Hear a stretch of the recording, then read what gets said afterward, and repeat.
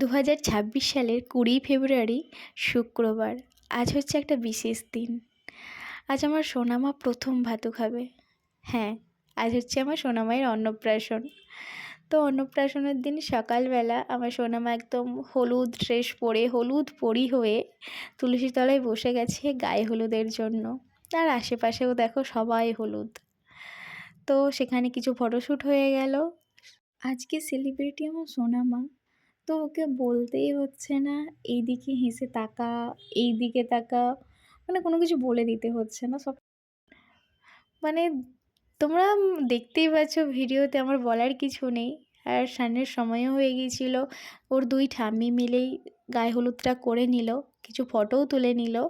তারপর আমরা সোনামাকে নিয়ে বেরিয়ে পড়লাম স্নান করাতে যাওয়ার জন্য।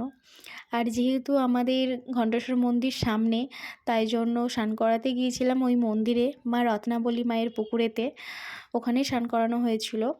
আর একটাই টোটো করা হয়েছিল, শুধু দু একজন বয়স্ক ওনারা যাবেন, সোনামাকে নিয়ে বসলেই হবে। আর আমরা তো নাচতে নাচতে মন্দিরে পৌঁছে গিয়েছিলাম।